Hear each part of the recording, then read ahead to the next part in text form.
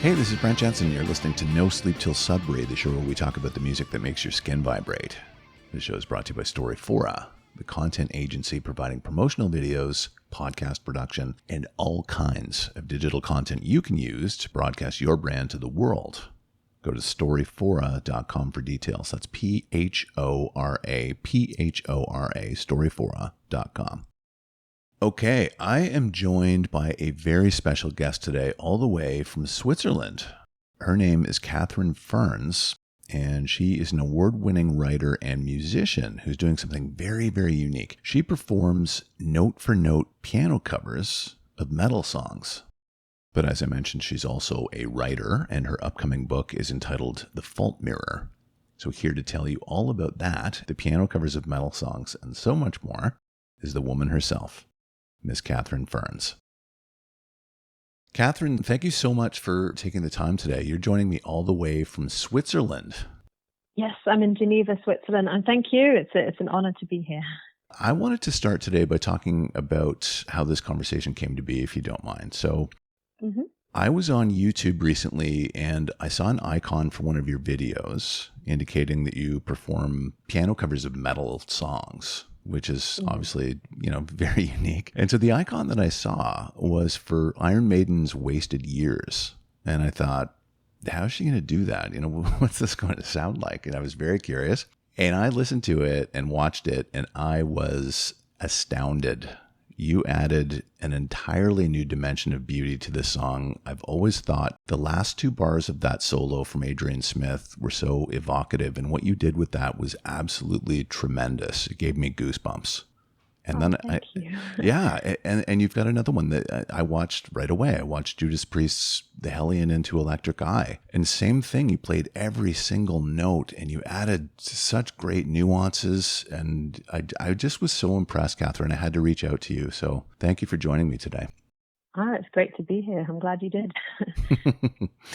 And can you tell me a little bit about how did that come to be? How did you take that up?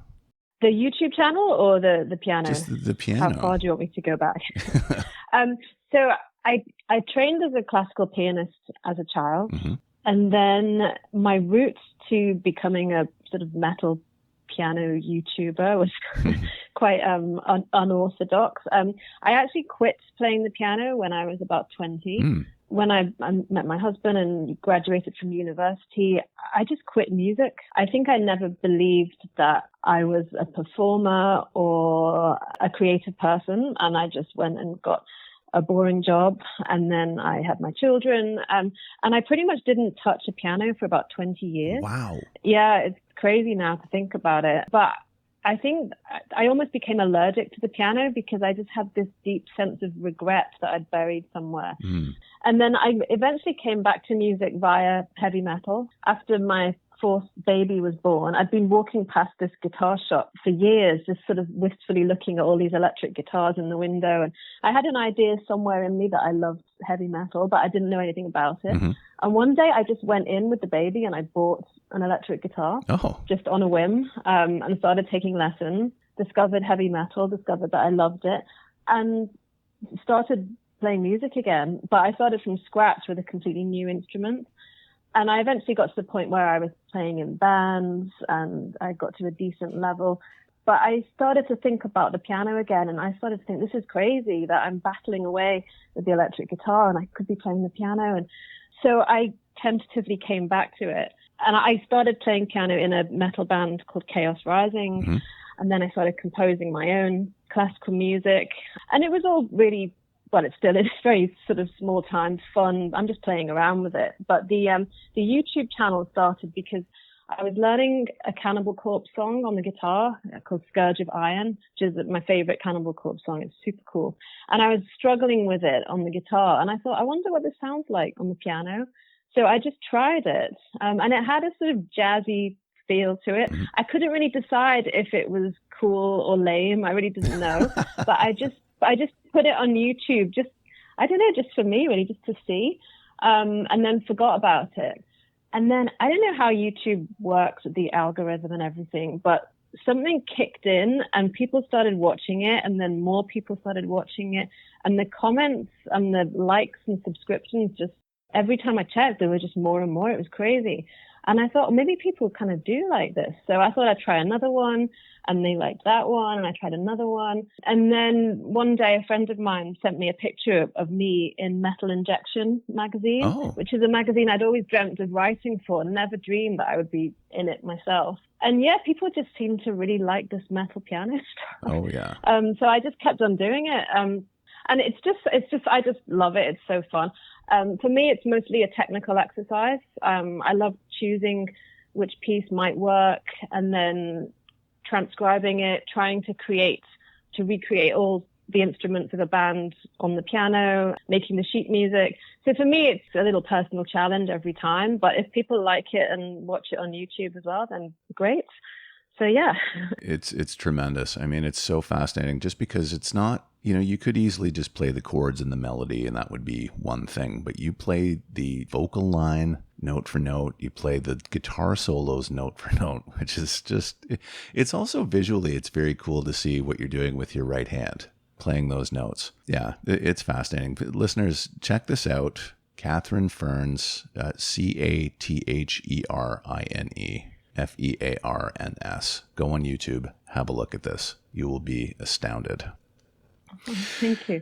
Well, I try to find pieces that other people haven't done yet, because I'm not the only person playing metal on YouTube on the piano. So I try and find some things that are a little bit sort of unexpected, things that haven't been done before. So I haven't done that many really classic ones. I try and do something that people might not have thought would work on the piano. And there are other pianists doing this, and some of them have much higher production values than me. They'll wear the sexy outfits and they've got the lighting and the locations. And I love watching those videos, but it doesn't really feel like me. For me, it's much more of a technical challenge. And if people like it too, then that's great. It's brilliant. It truly is. Now, Catherine, you are also an accomplished author, and your latest book comes out. It's called The Fault Mirror, and I believe it comes out in November. Is that right? Yes, that's right. You can pre-order it now from my publisher, Quill and Crow, but it's coming out in November. Yeah. Mm-hmm.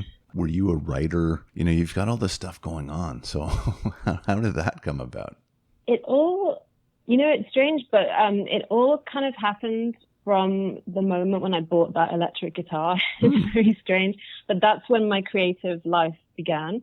Before that, I worked in a bank and I had my kids, and I didn't really think of myself as a creative person. And then it's almost like, when you read about people who've been in an accident and something switches in their brain and suddenly all of this stuff comes out. And I just started creating things. And with the music came ideas for stories. And so whenever I'm composing a piece of music, I'm usually writing a story as well. So it all kind of happened. I don't know if it was motherhood that switched me on to being creative, or maybe it was always in there somewhere and I was denying it. But yeah, it all started about 10 years ago when I decided to live a creative life. And so I don't really distinguish between the music and the novels in terms of what it gives me. But yeah, this is my 6th book that's coming out in November, and I've still got loads more in my head. They just keep on coming. That's fantastic. Wow, you're a true creative, Catherine. Well, I think for 99% of creative people, it's not really possible to make a living out of it. You just have to have a lot of side hustles. So I've got my books and my composing and my concerts and my teaching, and all of that sort of adds up to something. But yeah, I'm just having fun and seeing where it goes. Yeah, my kids are getting older now, so in future, maybe I'll take off a bit more with the music. Maybe Netflix will buy the rights to one of my novels. I don't know, but I'm having a lot of fun with it all. Well, that's the most important part. And you're right. I mean, the revenue streams for each one individual may not be that big, but when they all add up, you can get by. And if you're having fun, then that's the most important part. It's much better than being tied to a desk job. Good for you. Yeah, I feel very lucky. Yeah. Okay, so you provided me with the songs that make your skin vibrate. Now, you did a great job. You gave me some great songs, but also you gave me a little bit of background relative to your association with the songs, which I really appreciated. That was very cool. Thank you for doing that. Oh yeah, I put a few notes. Yeah. Yeah, no, it was great. I love that insight. I appreciate that. Sometimes you just get the songs and you don't get any background, but the background was excellent. Well, it was a really difficult task. So I tried to think about, I mean, I think if you asked me on a different day, maybe I would have come up with 5 different songs. Mm-hmm. But I tried to think, what are the reasons why a song gives you goosebumps?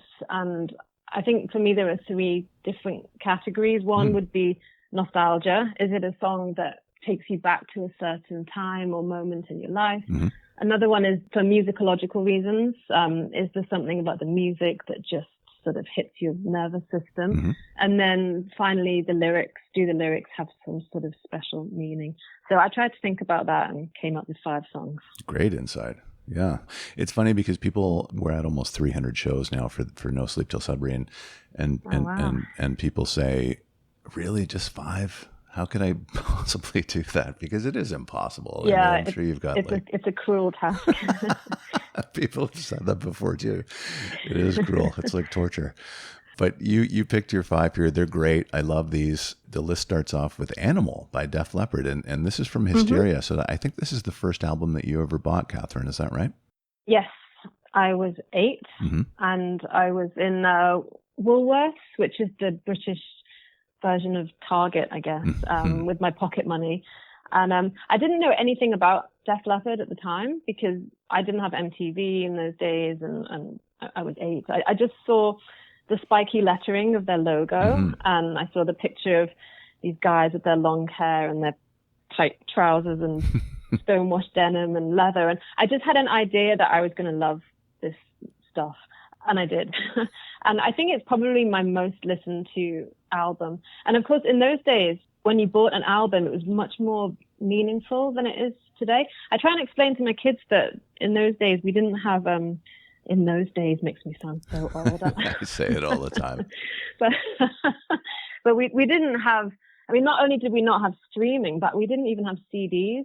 So when you had a cassette tape, you couldn't just listen to your favorite song over and over again. You listened to the whole album, mm-hmm. and you only owned a handful of albums. So you really got to know an album really well. But Animal was always my favorite song on this album. It was my gateway to heavy music. I think it gave me that lifelong love of distorted guitars. Mm-hmm. And I just think it's a song that sums up the feeling of yearning. Obviously, it's a song about lust, mm-hmm. but when you're 8, you don't understand what it really means. And I actually thought it was a song about animals that had escaped from the circus, because that's kind of that's what the video implies, because right. It's set in a circus. And so I just had these visions of, wild animals in the American desert somewhere. And I just think that everything in that song adds up to a feeling of yearning. I think the production that's the most special thing about this song. It was Mutt Lange who did the production, and the way that he layered the guitars and the harmonies, it's just so beautiful. I just love this. I never get bored of this song. And I'm actually performing it with my cover band at the moment, so I get to sing it and play it as well, which is amazing. And nice. Yeah, I think this is definitely one of my favorite songs of all time. Yeah, there's a lot to listen to in this song and in this album. Mutt Lange did a tremendous job. And it took them a long time to record this, because they would track on top of track on top of track, like multi-layers of harmonies. And yeah, it's a big sounding record for sure.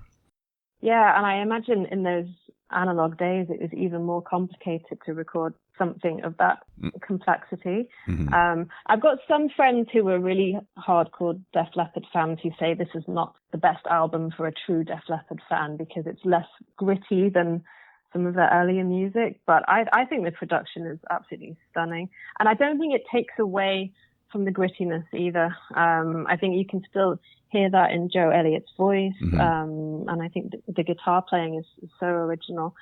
And actually the lyrics are very poetic as well. Even the first line is a wild ride over stony ground. Mm-hmm. And that just immediately takes you to a lonely American desert road and some kind of romantic journey. And I love it when a sort of scruffy rock band comes out with this very poetic, beautiful stuff. And yeah, I love the lyrics too. I think they're very clever. Mm-hmm.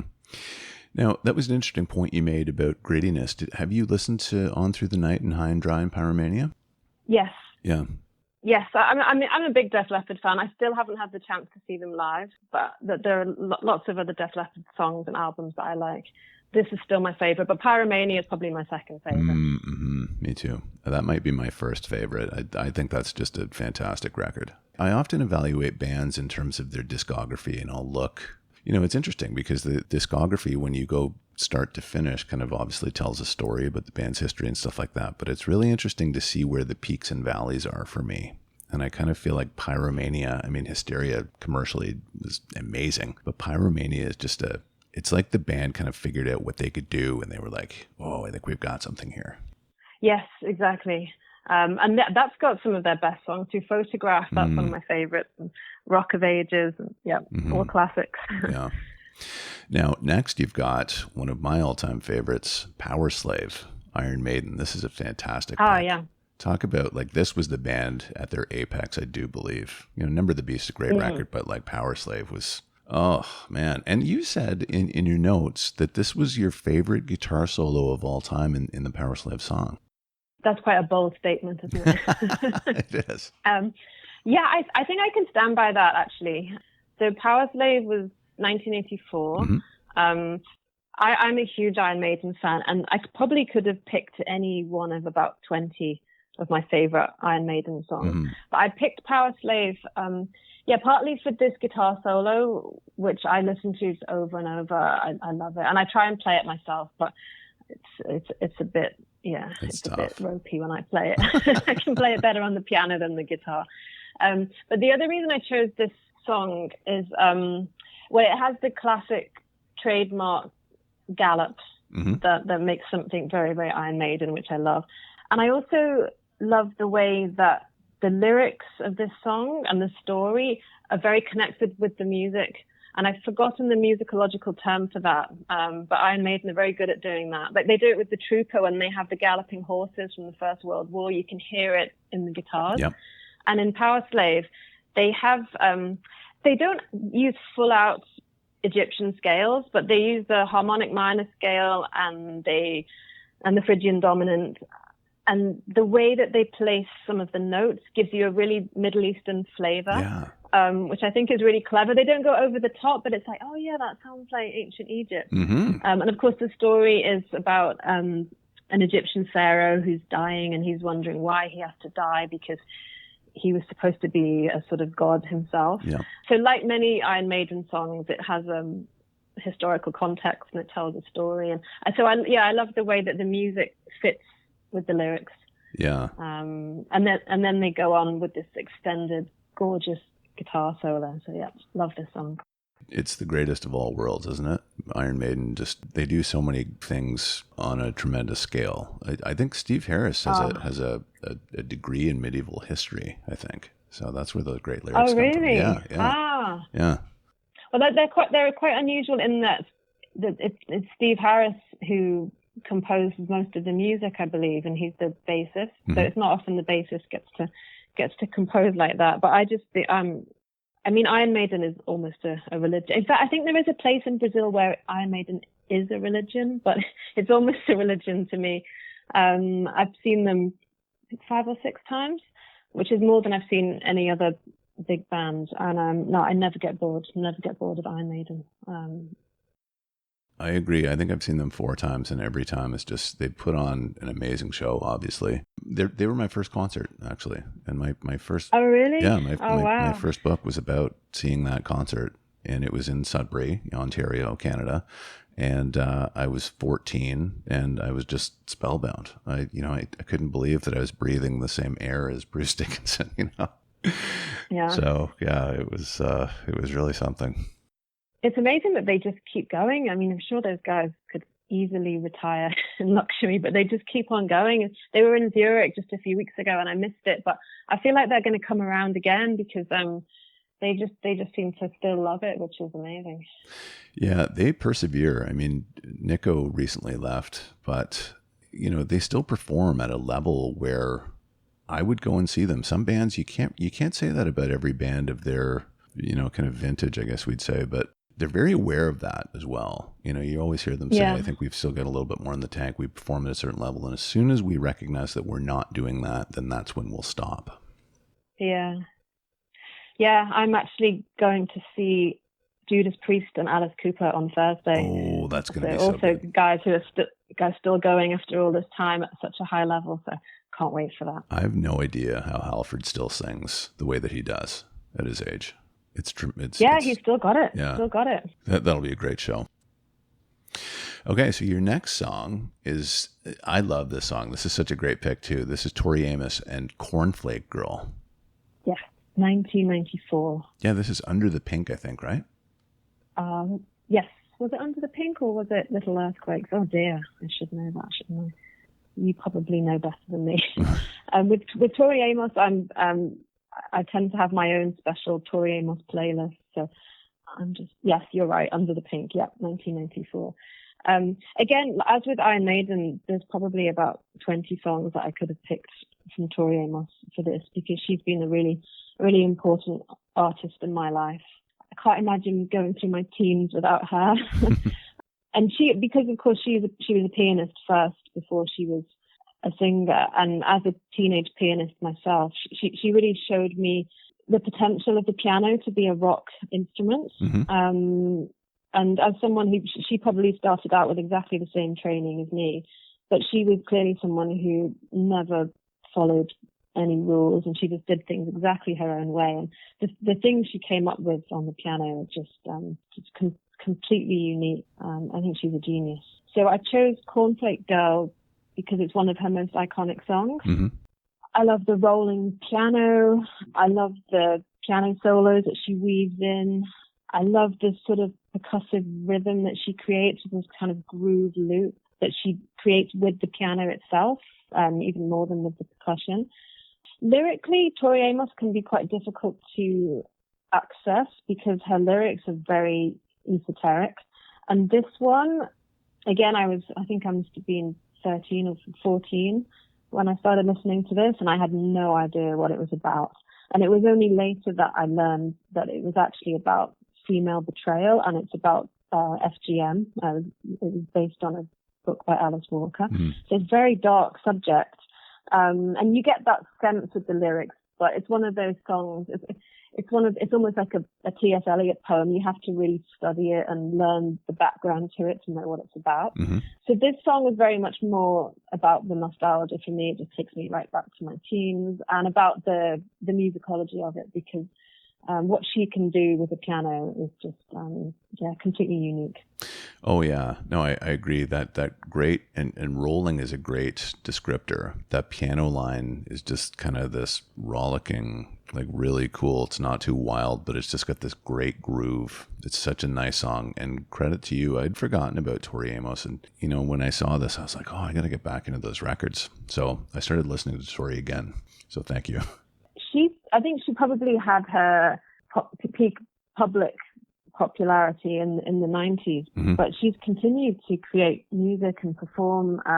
She has many albums, and they're still brilliant, and each one completely different. And I've only had the chance to see her perform live.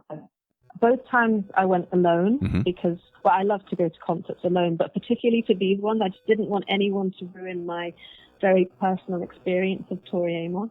And both times I cried real tears, which I very rarely do. But sometimes she just creates these moments that are so beautiful.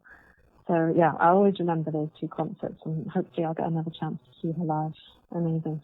That's interesting. I do the same thing. If I really love an artist or a band, I will go by myself, because it's a very personal experience, and I don't really want to be distracted. Oh dear, I'm losing you again. Oh, no. I'm trying to move around the room and find a better signal. Are you still there? Yeah, I'm here. Okay, Catherine, so we're having a little bit of a problem, but we've got 2 more songs left, so let's see if we can sneak them in. Okay. So you've got, I'm not familiar with this one. This is a band called Ginger, and the song is called Pisces. Tell me about that. Uh-huh. So if you are an extreme metal fan, you'll know Ginger. They are a Ukrainian, I guess they're a death metal band, but they have a progressive element as well. Mm-hmm. And they have reached some fame outside of the metal world, because they're very popular with, those reaction videos where singing teachers will watch a video of the song, and then they'll pretend to be shocked at the switch. Because the big thing about this song is that Tatiana, the vocalist, she starts off singing clean, and then suddenly she switches to growl vocals. And it's quite a shock if you're not ready for it. And I actually use this song as a teaching tool because I teach music appreciation to little kids. And I always ask them before they listen to the song, think about the time signature. Can you count it? And think about what the song is about, because you can hear the lyrics. And think about the nature of beauty. What do you think about the lady's voice? Do you like it? Because most people, when they first hear growl vocals, they really hate it. And it's quite an acquired taste. And I hated it when I first started listening to metal. I only liked clean singing. And now I actually prefer growl vocals. So I think this is just a fascinating song for someone to be introduced to metal vocals. And it has this fantastic progressive element. It's in sevens, but a 7 is a time signature that you can sort of get your head around, even if you're not into jazz. And it has this wonderful switch between clean and heavy. And it's a beautiful poem about a fish. But it has all of these allegorical elements that can be, it could be about the environment. It could be about the dual nature of personality. I just think it's so beautiful. And for a band whose first language is not English, I think it's amazing that they wrote such beautiful poetry. But the big thing about this song is the switch, and it's just magnificent. And talking about goosebumps, you really get goosebumps when it's a kind of open-mouthed moment when she starts growling. Okay, I'm going to check it out. Have you heard it yet? I've not. Have you listened yet? No, I haven't listened to it. Oh, well. But I'm going to. Okay, I don't want to give you any spoilers, but yeah, get ready. Okay. And your last song, Catherine, is by Bjork. It's called Hyper Ballad. Oh, yeah. So I thought I should pick an electronic song because back in the 90s, I loved dance music, house, techno, electronica. And this was from 95, I think, Post. or 96. Is it Post? Yes. And it was, she wrote it with her collaborator, Nelly Hooper, so it has these fascinating layers of electronica, these really unusual beats, and it builds and builds into something that's almost techno. But the thing I really love about this song is the story, because it's about a lady who lives on top of a mountain, and she gets up very early in the morning and goes and throws things off the top of the mountain. And she says it's because it helps her to feel happier about living safe on the mountain with somebody. And it's very sinister, actually. It has a sort of sense of death around it. And she even imagines throwing herself off the top of the cliff as well. And she said it was a song about how you have to sacrifice parts of yourself in a relationship. But I would almost take it further. I think it might be about a sort of domestic violence situation and someone feeling trapped and finding a way to survive. So I just think the lyrics are so haunting. And when she sings it, she has this magnificent way of cracking her voice, which I haven't really heard anyone do the way she does. So yeah, this is a song that really stays with you for a long time after you've listened to it. Yeah, no, I agree. It's extremely atmospheric. I remember hearing this record back in the 90s. Bjork was a very unique artist. I remember when she hit the scene, people didn't really know quite what to make of her. You remember that? I do. I remember when she first came out with her first album, I forget the name, but it was a black and white picture of her in a jumper with her hands together. And she was so young and cute, and she was from Iceland. And I remember thinking, I'm so glad that somebody found her. Like, how did they find her? I don't know if she was in the Sugar Cube she was in before she went solo. But I was just so glad that she was discovered because she's just completely unique. And every song is completely different from the one before. You have no idea what she's going to come up with next. And sometimes she has guitar, she has rock elements, she has pop, electronica, but everything is about telling a story and creating a mood. And she just doesn't care about fashion. She doesn't care about, commercial success. It's just exactly what she wants to create. I love that about artists when they do that, because oftentimes artists will try so hard to gain fame and curry favor and all that stuff. And I love when artists come out and say, if you don't listen to this, it doesn't really matter to me. Yeah, that's the sense you get from Bjork. Definitely. Well, great list, Catherine. This has been fantastic. I'm so glad that I reached out. You know, you never know how these things are going to go, but I was delighted to find out that you were a fantastic person. We had a great exchange. You were an extraordinary talent, and I really appreciate your time. Thank you so much.